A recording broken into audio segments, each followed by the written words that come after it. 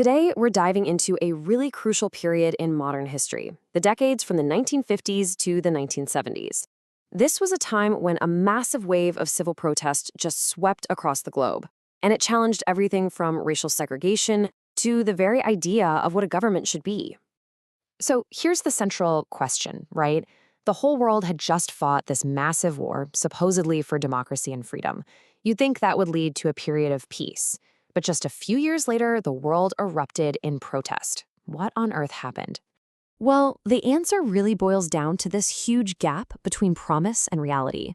The ideals that were fought for in the war, freedom, dignity, equality, they just weren't showing up in people's everyday lives. Instead, people were still facing racism, sexism, and governments that just wouldn't listen. And that disconnect, that's what lit the fuse. Okay, so let's set the scene here.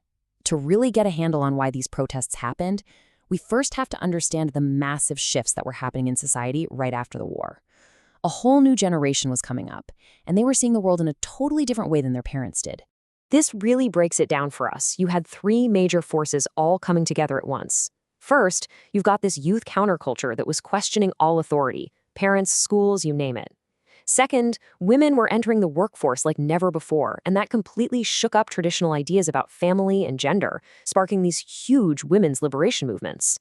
And third, the ugly reality of racial injustice just wouldn't go away in the US and in places like South Africa, which made all those promises of democracy feel like a total lie. So all the ingredients for protests were there, but activists needed a game plan. And maybe the most important blueprint for how to actually fight back against an unjust system? That came out of the American South. I mean, the U.S. civil rights movement was just a masterclass in how to build momentum. It started in the courts with that huge Brown versus Board of Education decision. But when winning in court wasn't enough, the movement spilled into the streets. The Montgomery bus boycott showed everyone that hitting the system in its wallet could bring a city to its knees. Then you have the sit-ins, which took the fight right to segregated businesses. And finally, those massive marches, like in Washington and Selma, created so much pressure that the government had no choice but to pass historic laws. And at the heart of this strategy was this powerful idea of nonviolent resistance. Dr. Martin Luther King Jr., who was hugely inspired by Gandhi, had this philosophy. By peacefully confronting injustice and even taking the blows without fighting back, you could expose just how brutal and ugly the system was. It was a moral strategy designed to make the public and the world wake up and pay attention. But here's where it gets really interesting. The movement itself started to evolve.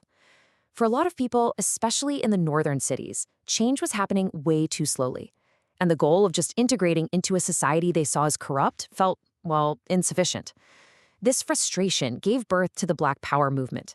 Figures like Malcolm X and Stokely Carmichael started talking less about integration and more about Black pride, economic power, and the right to self-defense, captured in that famous line, "by any means necessary." Now, at the same time the fight for racial justice was changing, so was the fight for gender equality. But what women's liberation looked like was completely different depending on what part of the world you were in. So in places like the US and Western Europe, you see the birth of what we call second-wave feminism. For the most part, this was a middle-class movement. It really got its spark from Betty Friedan's book, where she identified the problem that has no name, that deep sense of emptiness felt by so many educated housewives. And that sparked a whole movement for social and professional equality. But if you look at apartheid South Africa, it's a completely different world. There, your race determined everything about your life. It was the absolute first and most important part of your identity. So your legal rights, your job, where you could live, it was all decided by your race, long before your gender was ever considered. And this reality is perfectly captured in this concept of triple oppression. Think about it. Black women in South Africa weren't just fighting one battle. They were fighting on three fronts at the same time. They were oppressed because of their race by the apartheid system, because of their class as workers, and because of their gender in a patriarchal society.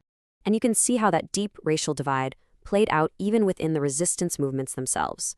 On one side, you had an organization like the Black Sash, which was made up of white, middle-class women protesting legal issues with these silent public vigils.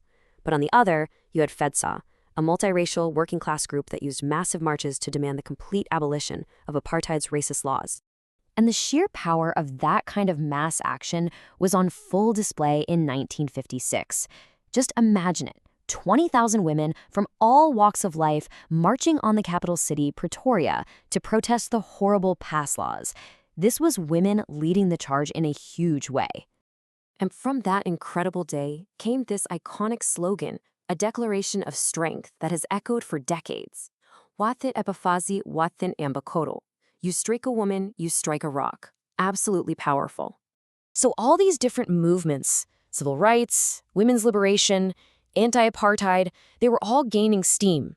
And then they seemed to just converge and explode in one single chaotic year, 1968. Suddenly, it was like the whole world was on fire. In Paris, a student protest basically snowballed into a nationwide general strike. 10 million workers walked off their jobs, the country came to a dead stop, and the government was almost overthrown. Over in Czechoslovakia, there was this hopeful movement called the Prague Spring, trying to create a more democratic socialism with a human face. But that dream was just brutally crushed when Soviet tanks rolled right into the city. And back in the United States, all the fury over the Vietnam War just boiled over in Chicago during the Democratic National Convention. You had these violent clashes between protesters and police being broadcast live into people's living rooms, showing a country that was tearing itself apart. So what connected these young people, from Paris to Prague to Chicago? Well, they had a lot of the same grievances. They were protesting the military draft, seeing the horrors of the Vietnam War on TV every single night, living under the constant threat of nuclear war, and they were angry that their own universities were helping the war effort. Really, it was just a massive rejection of the old, top-down authority of their parents' generation. So after all of this chaos and turmoil, what was the result?